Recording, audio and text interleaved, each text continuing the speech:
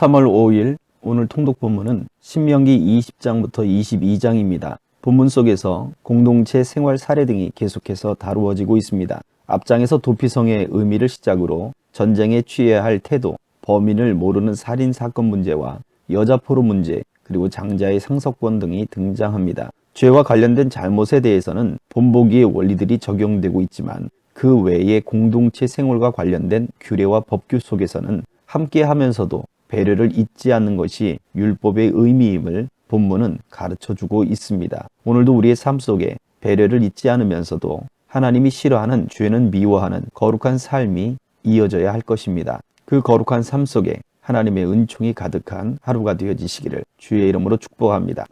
신명기 20장 여러분이 적과 싸우러 나가서 여러분보다 많은 수의 말과 전차와 군사를 보더라도 그들을 두려워하여 움츠려들지 마십시오.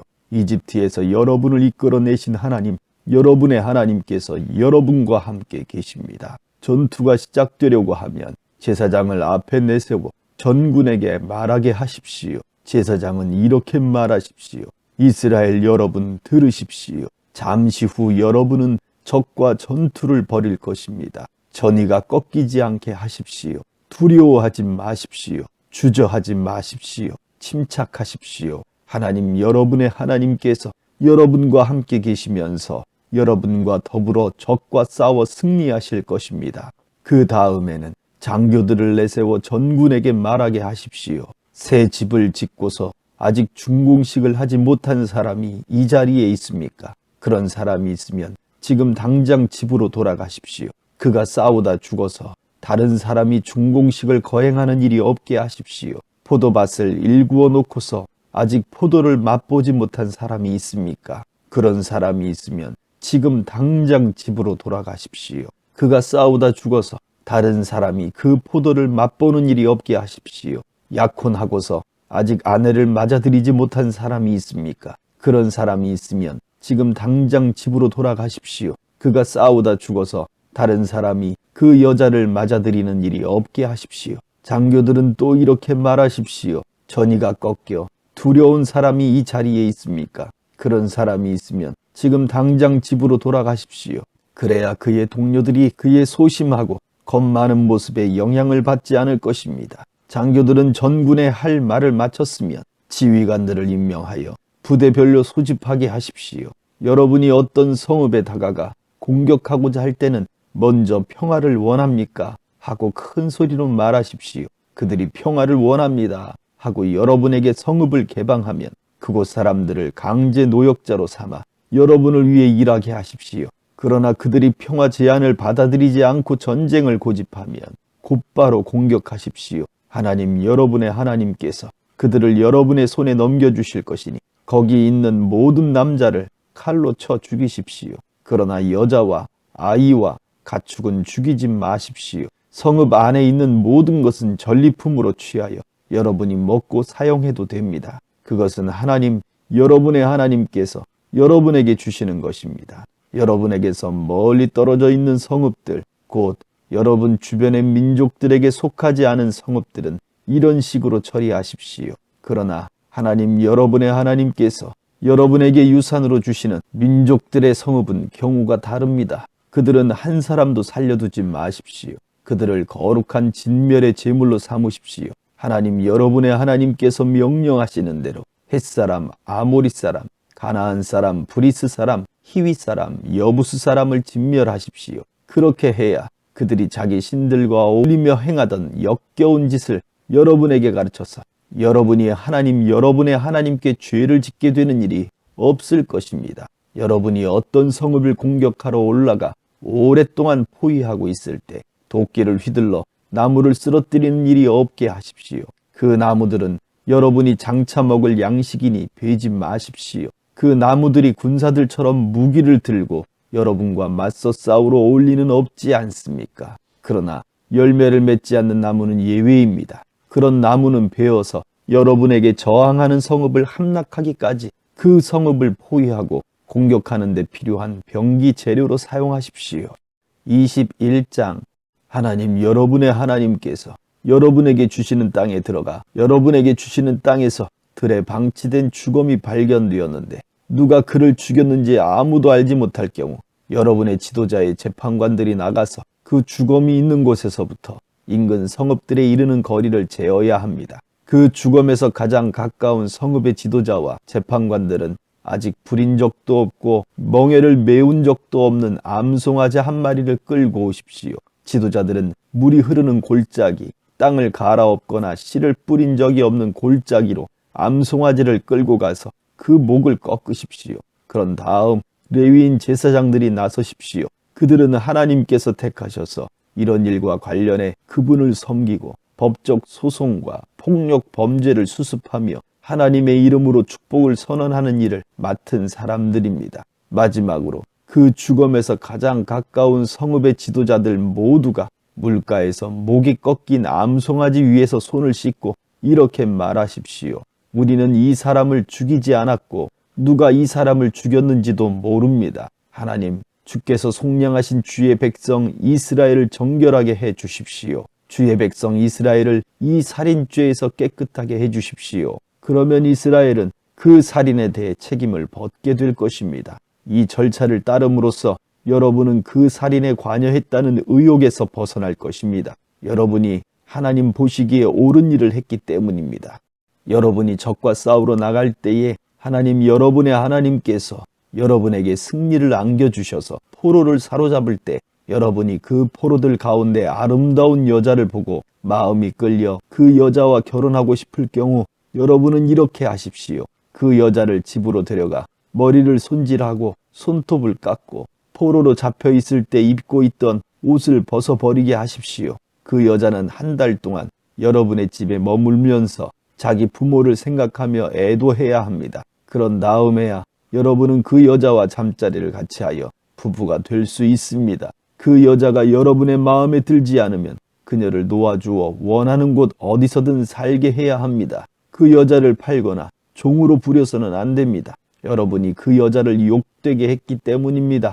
어떤 남자에게 두 아내가 있는데 한 아내는 사랑을 받고 다른 아내는 미움을 받다가 둘 다 그 남자의 아들을 낳았습니다. 이때 미움을 받는 아내의 아들이 맏아들인 경우 그 남자는 자기 아들들에게 유산을 나누어 줄 때 진짜 맏아들인 미움받는 아내의 아들을 제쳐두고 사랑받는 아내의 아들을 맏아들로 대해서는 안 됩니다. 그는 미움받는 아내의 아들, 곧 진짜 맏아들의 상속권을 인정하여 자기 유산에서 2배의 몫을 그에게 주어야 합니다. 그 아들이 생식 능력의 첫 번째 증거이므로 맏아들의 권리는 그에게 있습니다. 어떤 사람에게 부모의 말을 전혀 듣지 않고 반항하는 고집센 아들이 있어 부모가 아무리 타일러도 말을 듣지 않을 경우 부모는 그를 강제로라도 성문에 있는 지도자들 앞으로 끌고 가서 우리 아들 녀석은 고집센 반항아입니다. 우리가 하는 말을 한마디도 들으려 하지 않습니다. 게다가 먹보이고 술꾼입니다 하고 말하십시오. 그러면 성읍의 모든 사람이 그에게 돌을 던져 죽여야 합니다.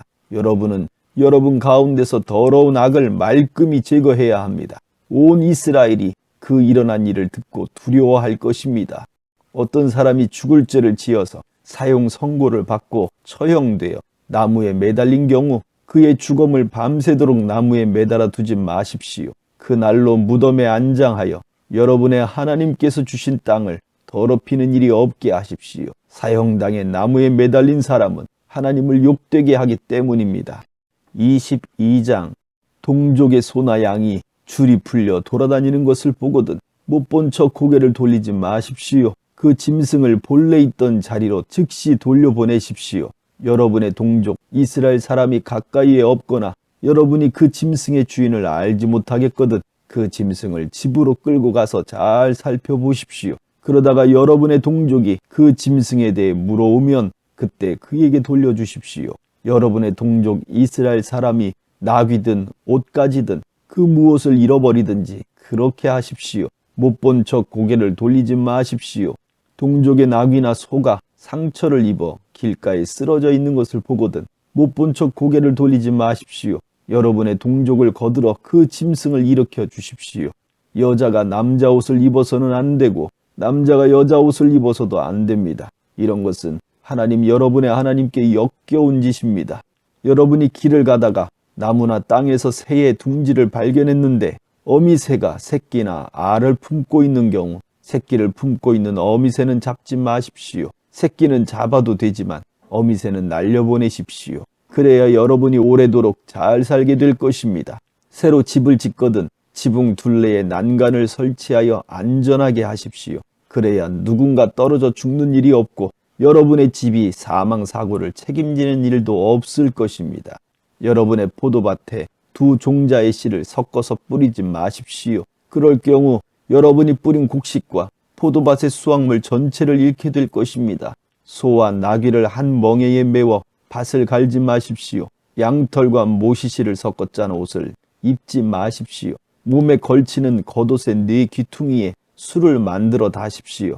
어떤 남자가 여자와 결혼하여 잠자리를 같이 하고 나니 갑자기 그 여자를 난잡한 여자라 욕하면서 내가 이 여자와 결혼하여 잠자리를 같이 하고 보니 처녀가 아니었다 하고 누명을 씌울 경우 그 여자의 부모는 그 여자가 처녀였다는 증거물을 가지고 그 여자와 함께 성문에 있는 지도자들에게 가야 합니다. 그런 다음 그 여자의 아버지는 지도자들에게 이렇게 말해야 합니다. 내가 내 딸을 이 남자에게 아내로 주었는데 그가 갑자기 내 딸을 욕하며 내쳤습니다. 그리고 이제는 내 딸이 처녀가 아니었다고 비방하고 있습니다. 하지만 이것을 보십시오. 내 딸이 처녀였다는 증거가 여기 있습니다. 그러고는 지도자들 앞에 그 여자의 피 묻은 결혼 예복을 펴놓아 확인할 수 있게 해야 합니다. 그러면 성읍의 지도자들은 그 남편을 붙잡아 매질하고 그에게 은화 100개를 벌금으로 부과하여 그것을 받아 그 여자의 아버지에게 주어야 합니다. 그 남자가 이스라엘의 처녀에게 누명을 씌웠기 때문입니다. 그는 그 여자를 아내로 데리고 있어야 하며 결코 이혼해서는 안 됩니다. 그러나 그의 주장이 사실로 드러나고 그 여자가 처녀였다는 증거가 없으면 성읍의 남자들이 그 여자를 그 아버지의 집 문 앞으로 끌어내어 돌로 쳐서 죽여야 합니다. 그 여자가 이스라엘 가운데서 수치스러운 일을 하여 자기 부모의 집에 있을 때에 장녀처럼 살았기 때문입니다. 이렇게 여러분은 여러분 가운데서 악을 제거해 버리십시오. 어떤 남자가 다른 남자의 아내와 잠자리를 같이 하다가 발각된 경우 둘 다 죽여야 합니다. 이스라엘 가운데서 그런 악을 제거해 버리십시오. 어떤 남자가 이미 한 남자와 약혼한 처녀를 성읍 안에서 만나 잠자리를 같이 한 경우 그 두 사람을 성문으로 끌고 가 돌로 쳐서 죽여야 합니다. 그 여자는 성읍 안에 있으면서도 도와달라고 소리치지 않았기 때문이고 그 남자는 자기 이웃의 약혼녀를 범했기 때문입니다. 이렇게 여러분은 여러분 가운데서 악을 제거해 버리십시오. 그러나 그 남자가 약혼한 여자를 들에서 보고 덮쳐 범했으면 여자를 범한 남자만 죽여야 합니다. 여자는 잘못한 게 없으니 그 여자에게는 어떠한 벌도 주지 마십시오. 이는 어떤 사람이 들에서 자기 이웃을 만나 살해한 것과 같은 경우입니다. 약혼한 그 여자가 도와달라고 고함을 질렀어도 그 소리를 듣고 구해줄 사람이 주위에 없었기 때문입니다. 어떤 남자가 약혼한 적이 없는 처녀를 만나 그녀를 덮쳐 범하다가 두 사람이 발견되었으면 여자를 범한 남자는 그 여자의 아버지에게 은화 50개를 주어야 합니다. 그는 그 여자를 욕보였으므로 그 여자와 결혼해야 하며 결코 이혼해서는 안 됩니다.